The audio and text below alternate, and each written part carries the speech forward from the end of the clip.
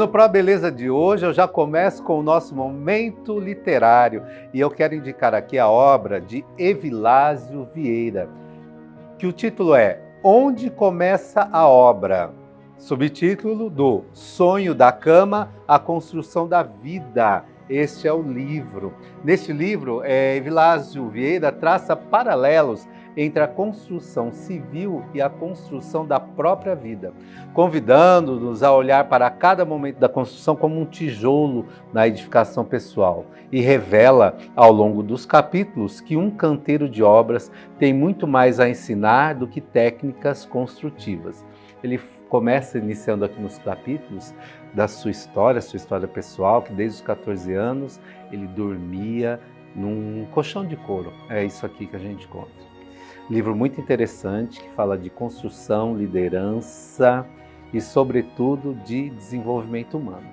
E é nesse espírito de engenharia, de construção do que é melhor para o mundo, para a vida, para o nosso desenvolvimento pessoal, que eu convido você a ficar comigo nesse programa Pro Beleza. Acompanhe.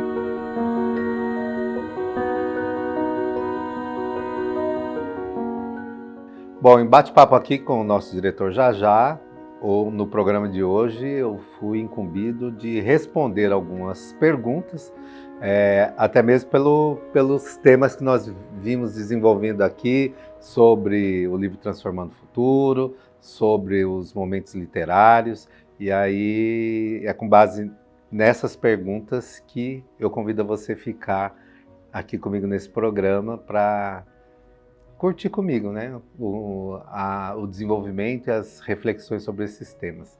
Então, já manda lá, qual é a primeira pergunta?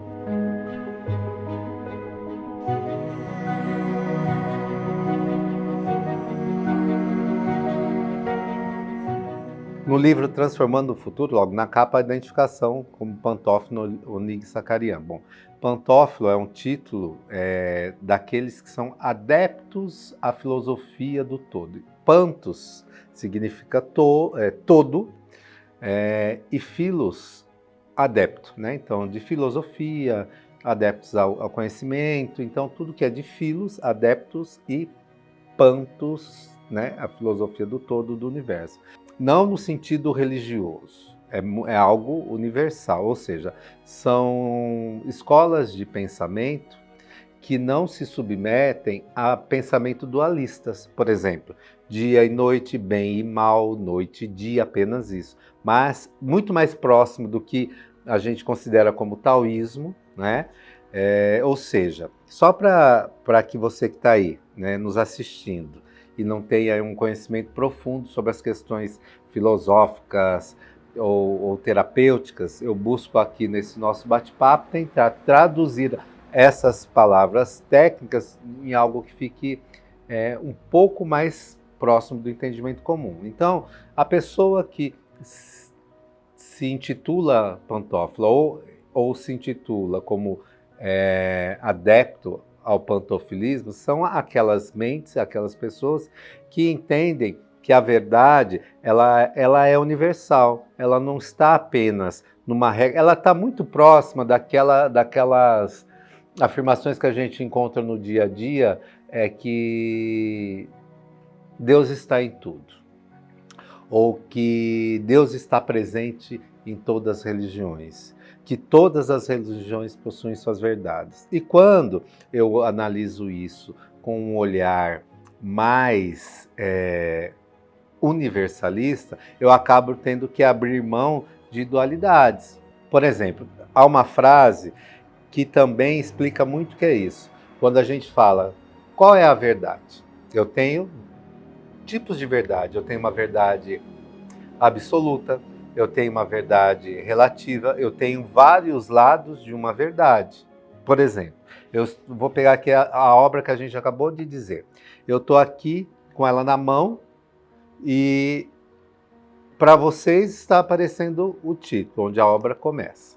Para mim, eu estou vendo aqui a frase nesse livro de Evilásio Vieira. Então, quando você olha para um lado desse livro, você tem esta visão. Quando você olha por esse outro lado, Eu tenho outra visão. Então, às vezes, as pessoas ficam se debatendo sobre o mesmo objeto, olhando para lados opostos do mesmo objeto. Então, para mim, a verdade aqui, o que eu enxergo aqui nesse livro de Evilásio Vieira, ele traz para... Essa é a frase. E você, do outro lado, vai estar vendo aqui onde a obra começa. Imagine se a gente começasse a discutir, não, o que está escrito lá naquele livro é onde aquela obra começa. Não, e eu vou dizer aqui, não, mas no livro, na capa que eu vi lá, o que foi me mostrado para mim, estava escrito nesse livro de Evilásio, é uma frase. Quem é que está certo? Ambos. Por quê? Cada um está olhando o objeto por um prisma, por um ângulo. E é nessa proposta que o pantofilismo visa trazer para as pessoas entender que a verdade possui vários lados. Aí vem aquele dito quase que popular.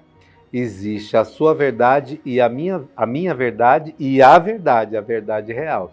Tanto é que já parou para pensar em várias situações com os irmãos ou com amigos, em que a gente passa por determinada experiência, aventura, situação, e a gente chega na família e fala, e as pessoas perguntam, né? Conta lá qual foi a sua experiência.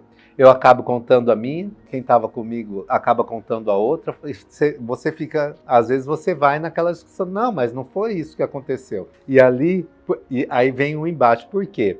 Porque cada pessoa, ela tem uma forma de captar o mundo. E isso é algo muito importante, ainda mais nesse mundo de dualidades que a gente vive. Às vezes nós estamos debatendo e discutindo sobre a mesma coisa, apenas com visões diferentes, porque há uma necessidade, né, de se apegar ao absoluto, de se apegar a uma verdade absoluta, é isso que todo mundo sempre quer, a verdade absoluta, a verdade exata, né? E isso é algo importante no dia a dia, mensurável no que a gente chama de realidade subjetiva e relativa do mundo. Esse mundo que vive de cálculos, esse mundo que vive de precisões, esse mundo que vive de matemáticas, né? Mas o mundo não é feito apenas desse conhecimento escriturado, matemático, aquilo que eu mensuro.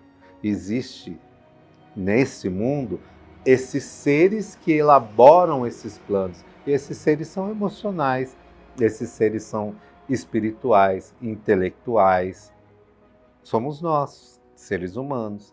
Cada um capta o mundo e sente o mundo a partir dos seus elementos todos.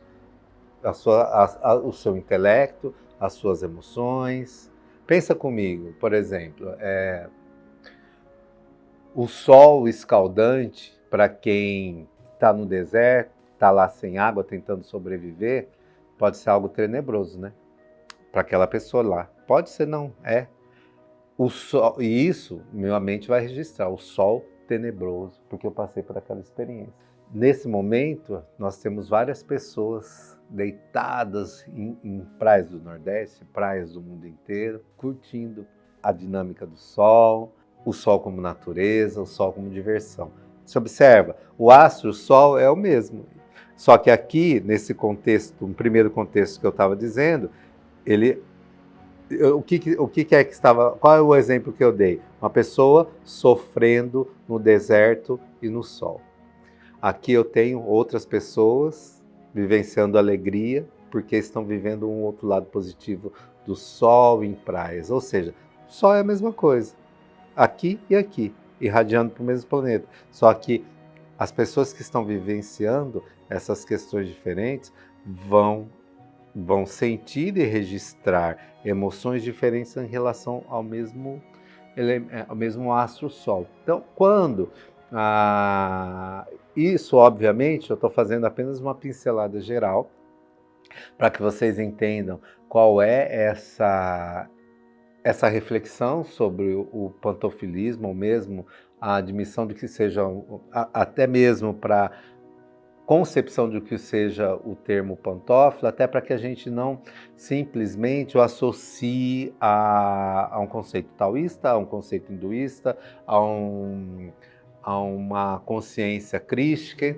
É algo que busca entender o universo como um movimento único e complementar, inclusive indefinido.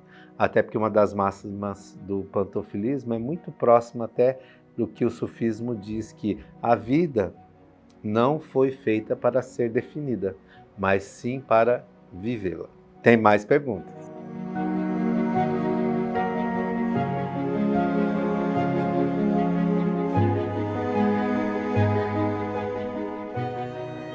Bom, pergunta muito importante e que mistura dois conceitos, né? Fala da questão da psicopatia e a visão psicanalítica e a minha opinião pessoal, enfim.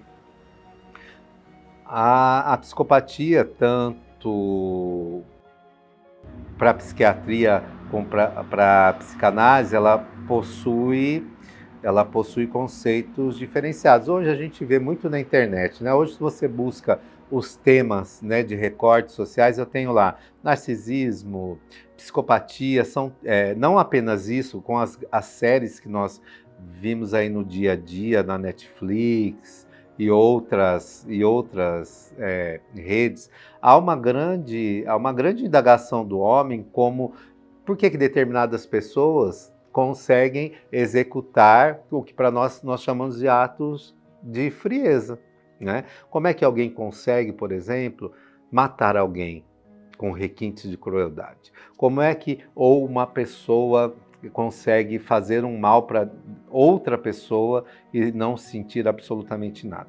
Bem, eu sou um dos grandes apaixonados pelo que a doutora Ana Beatriz, né, que é uma renomada psiquiatra, né, que nós temos o prazer de acompanhar no dia a dia nas redes sociais, e ela aborda muito desse tema. A gente sabe que a psicopatia é um transtorno de comportamento em que há uma alteração no funcionamento cerebral, em que a pessoa ela não sente empatia, ela não se coloca na dor do outro. Então, quando eu não me coloco na dor do outro, eu não sinto pena, dó, compaixão.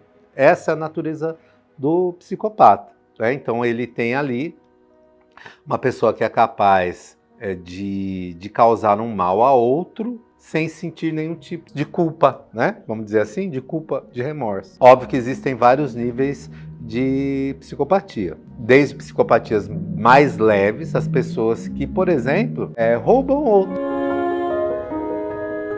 e comete o estelionato afetivo na vida de alguém, que comete um estelionato mesmo causando prejuízo para outro, como vai lá, rouba o dinheiro de uma velhinha, lesa alguém que vai precisar de ajuda, e não, inclusive na política a gente tem isso, sem se preocupar com a dor do outro, porque quando eu me preocupo, me coloco no lugar da outra pessoa, eu vou, ao menos, isso se chama empatia. Empatia é isso, me colocar no lugar da outra pessoa. Quando eu me coloco no lugar da outra pessoa, eu reproduzo a dor que ela sentiria. Aí o que me move é o quê?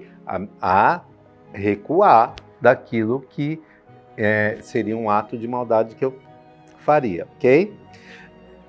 Fala-se muito em narcisismo, né? O narcisismo também existe aí ele é parecido com a psicopatia no sentido de eu causar dor na outra pessoa, né? E não aparentemente não sentir uma culpa ou remorso, ou ter a coragem, né? Porque a grande discussão é isso. Como fulano teve coragem de fazer isso com o outro? Como que essa pessoa teve essa coragem de fazer mal a mim? Ela não sente nada, porque esses comportamentos, eles são similares no fato de eu não sentir nada, a pessoa demonstrar que não tem empatia, ela não sente nada pelo outro. O narcisista, ele sente sim, como diz a doutora Tariana, Andréia, Beatriz, enfim, tantos outros profissionais renomados que a gente vê aí no dia a dia, ela sente sim uma culpa, ele entende, o narcisista ele entende ali, ele sente a culpa, né? Ele sente a culpa, mas uma alteração, vamos dizer assim, na sua estrutura psíquica, que ele se autoconvence. Então, por exemplo, ele faz um mal para alguém. Aí, mais internamente, a estrutura psíquica dele fala o seguinte: ele sentiu a culpa, né? Ele sentiu que aquilo lá foi errado, mas ele cria uma desculpa interna. Ah, mas a pessoa mereceu, porque se ele lança a culpa para o outro, né? Esse é o narcisista, ele lança a culpa para o outro. Então ele quer dizer assim: ah, eu cheguei neste comportamento, eu fui agressivo com A, B ou C, porque a pessoa me provocou, a pessoa se fez de vítima. Então o narcisista ele tem sempre uma justificativa para a falta de empatia dele. O psicopata, ele age com aquela frieza e de maneira calculada, né? Porque aquelas ações que ele faz não representam para ele nenhum tipo de dor ou de remorso. E é óbvio que eu estou aqui, mais uma vez, resumindo tudo isso para responder essas perguntas. Não sei se vocês perceberam, foi uma pergunta mais ampla, em que eu estou aqui criando 2 eixos de conceitos para falar de uma terceira opinião, onde eu entro aqui com a minha experiência terapêutica, com a minha vivência, com base nessas 2 questões. Então, só recapitulando, a psicopatia, ela tem a ver com alterações psíquicas e de comportamentos, inclusive voltada à questão da própria estrutura do lóbulo, né? Alterações. Para a psicanálise, há um entendimento, né, uma estruturação da formação psíquica disso, óbvio que a psicanálise ela vai analisar um conjunto, porque olha só, psicoanálise, análise da psique, vamos analisar e entender como é esse funcionamento, o funcionamento do psiquismo humano, e com base nisso são feitas as interpretações, ok? Por que isso é a grande ponto nodal da pergunta? Porque esta forma reiterada, nós percebemos disso que há uma violência reiterada, né? Se nós vamos analisar isso pelo aspecto antroposófico, humano, de onde nós viemos? Qual é a nossa estrutura base como formação humana? É animal, não é? O que como animais nós fazemos no mundo? Todo mundo faz o quê? A luta pela sobrevivência, perfeito? Eu gosto muito de um livro do Mahabi, né? O professor Mahabi, que ele fala o seguinte, no título do livro, né? Ele diz: antes de casar, fazer sociedade, namorar, lê este livro, onde ele aborda que todas as pessoas têm em si todos os tipos de comportamento, todos os tipos de estrutura psíquica. Aí você fala: nossa, que pesado, quer dizer que eu tenho em mim tudo que existe no mundo em comportamento? Eu não sou um assassino, por exemplo. Aí eu te devolvo a pergunta. Meu diretor, você não é assassino, né? Não concordo com isso, não sou assassino. Tem aqui nosso outro diretor, Felipe. Ele não é assassino. Ele tem 2 bebês, coisas mais lindas do mundo, já tem um filho. Se vier alguém fazer um mal para você, tá ali para matar o seu filho, o que você vai fazer? Se tiver que matar? Mas ainda que estão aqui justificando comigo. Não, para se defender eu mato. Mas para eu me torno o quê? Um assassino. Então, ou seja, para eu me defender, existe um elemento em mim que se desperta para que eu possa matar alguém. Isso é muito importante nos conceitos quando a gente vai analisar pelo prisma tanto psicanalístico ou da própria PNL, quando ela é envolvida aqui, é que toda a ação, nós estamos falando de lados de verdade, né? Toda ação, ela tem esse porquê. Então, o que é que acontece hoje no psiquismo humano e comportamental que gerou esta forma de inversões, transgressões, né? Aí eu vou, ó, bem aqui, abre aspas, tá? Abre aspas. São teorias terapêuticas particulares, referências que eu faço dos meus próprios estudos e observações, bem claro isso? Nós temos aqui várias leis, né? Várias leis, desde Darwin, das evoluções, enfim. Quando nós estudamos biologia, ciência, não é dito que o nosso corpo ele passa por um processo de evolução e que, por exemplo, nós tínhamos rabo, ele hoje não existe mais, mas o nosso cóccix é o remanescente desse. Nós temos o apêndice, né, que era para um outro tipo de função digestiva e digestória que hoje a gente não usa mais, porque nós não atuamos como aquele primata. Nosso corpo ele vai evoluindo de acordo com as práticas. Quando eu faço ginástica, meus músculos crescem, né? Quando eu não uso determinadas partes do meu corpo, elas atrofiam. Então, olha só, olha a reflexão. Existe no ser humano um fenômeno em que determinadas práticas reiteradas fazem alterações. Quando eu falo do aspecto físico, é muito mais fácil eu compreender, porque é algo palpável, é algo que eu toco. Então eu vou fazer musculação, vou crescer. E existem as exceções, às vezes determinada musculação não vai funcionar para uma pessoa ou outra por falta de elementos, né? Mas mesmo assim, mas ainda assim, se supridas, eu alcanço a mesma forma, né? Eu faço o quê? Meu músculo ele vai se desenvolver se eu tiver determinada prática. Prática reiterada. Prática reiterada. O que eu observo é que existe há muito tempo no mundo uma tratativa do ser humano como um objeto. A mulher, por exemplo, ela é uma das mais discussões que se tem no dia a dia. O corpo da mulher ela sempre foi tratado como propriedade, tal qual dinheiro, tal qual bens. A mulher, ao longo da história, em alguns países sequer ainda são seres humanos de direito, elas sempre foram vistas ao longo da história como propriedade do homem, né? Por que como propriedade? Olha o valor que o corpo de uma mulher tem. É um corpo que reproduz, é um corpo que cria vida. Então, sobre este corpo, não apenas o homem, né, como a sociedade como um todo, sempre buscou objetificar com a finalidade de gerar vida.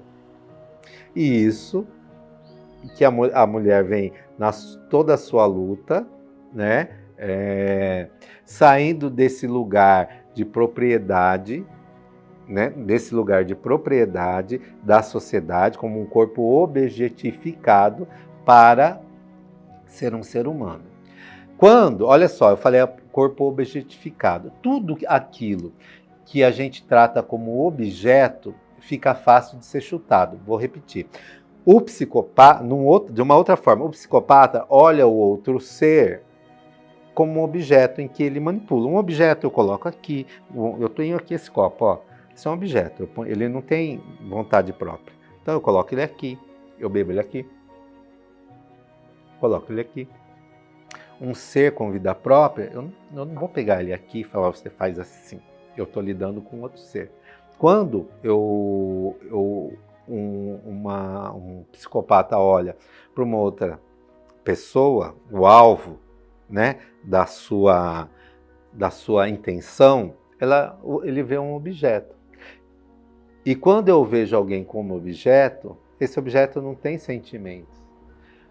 Quando o narcisista olha uma pessoa como um objeto, eu não tenho sentimentos. Quando as pessoas no dia a dia, e quando eu falei graus diferenciados de psicopatia, olham as pessoas e o mundo como objeto, fica fácil eu matar um cachorro à paulada, fica fácil eu matar uma pessoa, eu agredir a outra pessoa, ok? Pensa comigo como a sociedade, de forma reiterada, vem implantando esse padrão de pensamento que existem pessoas em classes, né? Umas que são passíveis de manipular, outras passíveis de ser manipuladas, outras que são detentores dos seus desejos e outras que são objetos desse desejo. Eu entendo que, né, voltando lá, mais uma vez, abre aspas, na minha opinião terapêutica e espiritual pessoal, da mesma maneira que uma prática reiterada muscular, eu desenvolvo músculo, eu vejo que a prática reiterada da sociedade, né, com práticas próprias de psicopatas, práticas que negam o amor, o respeito, a compaixão, práticas de falta de empatia, digo, reiteradamente, vem imprimindo no próprio DNA, vem refletindo ali no próprio DNA das pessoas, no DNA coletivo, no DNA humano, essa falta de amor. E aí vem surgindo o quê? Padrões de comportamentos e seres humanos cuja a violência pouco representa. Percebe? Conseguem refletir isso comigo? Então, olha bem, existem hoje, porque isso, até uma reflexão que eu proponho, porque se eu olho isso com uma visão religiosa, por exemplo, né? Religiosa, cristã, né? Para Deus tudo é possível. Essa é uma máxima da crença. Então, essas pessoas que são psicopatas, elas podem mudar. Tanto é que sempre foi esse questionamento quando Guilherme de Pádua estava como pastor lá na igreja da Lagoinha. Então a gente vê um conflito de debates, a crença do pastor Márcio, dos pastores que lá estavam, que a alma ali e a pessoa do Guilherme, ela teve chance e ele foi reformado. A conduta dele no dia a dia, a prática que ele fez, relacionada ao próprio grau de psicopatia, que envolve toda a questão de manipulação, tudo isso que a gente sabe, diz um grande não a essa crença. Ou seja, você vê observado aí a psicopatia de Guilherme pelo prisma religioso, ele tem salvação perante a Deus, então ele se reformou. Pelo prisma e pelo contexto psiquiátrico, psicológico, psicanalítico, é impossível essa alteração dele devido à própria alteração do comportamento. Então nós temos duas visões sobre a mesma pessoa, um pelo prisma religioso, pelo prisma do comportamento e pelo conceito médico, né? Então, óbvio, gente, eu estou aqui tentando fazer pinceladas muito, muito breves e ser muito responsável nas minhas afirmações, até porque o tempo é muito exíguo, ele é curto nesse sentido, né? E eu me preocupo muito com a profundidade das perguntas que são me feitas. Então, eu me coloco ainda aqui à disposição, viu, diretor? Para que, se dessas perguntas hajam desdobramentos, que eu venha complementá-lo. Então, eu vim aqui, eu entendo que é óbvio que a quantidade... Então, só para concluir a resposta de uma maneira mais consolidada, eu entendo que a quantidade de violência que existe no mundo, ela existe porque há um grau de psicopatia generalizada, né? seja do grau leve, seja do padrão narcisista, seja dos comportamentos narcísicos, dos comportamentos psicopáticos, enfim, existe algo que medra, né, que é envolta na sociedade, e algo que é o que justifica. A minha complementação nisso até para que dê onde isso pode vir, porque senão a gente vai para o bem e para o mal, né? Isso é obra do cão, isso é obra de uma alteração física, aí a gente fica nessa dualidade. Como a nossa proposta é uma visão universalista, né, pantofilista disso, eu entendo que eu tenho aí que este comportamento ele acontece no seio da sociedade, porque ao longo do tempo, até pelo distanciamento, né, das questões naturais, né, o meu distanciamento como ser humano, da minha fonte primitiva de amor celestial, de ser inteiro, como um ser integral e completo, eu vou me afastando de práticas, né, das práticas necessárias a afastar esse tipo de comportamento. Então, quero concluir o seguinte: o que é um ser natural? É muito próximo à intuição dos animais. Já viram quando vai ter tsunami? Eu já falei isso no outro programa, quando vai ter tsunami, quando vai ter alguma catástrofe natural, os animais, eles fogem antes. Nós temos os animais como seres irracionais. Como é que eles têm essa captação ali antes do movimento? Porque eles estão integrados com a natureza. Do mesmo jeito que eu tenho animais ali que ainda são integrados com a natureza, nós, seres humanos, também éramos integrados com essa natureza. Nós perdemos cada vez mais, vimos nos isolando dessa integração com a natureza. Existem pessoas, seres ainda, que estão integrados. Você que pode estar me vendo aí, pode estar assim, integrado com a natureza. Quando a gente fala, a sua intuição funciona, você tem previsões do futuro, você tem previsões de atos antes que eles aconteçam, porque você está participando ali, ainda como ser humano, de uma teia que está conectada com a vibração do todo. Então, eu encerro esse meu Márcio Michelazzi responde para vocês e fico com a gente ainda no programa para os próximos temas.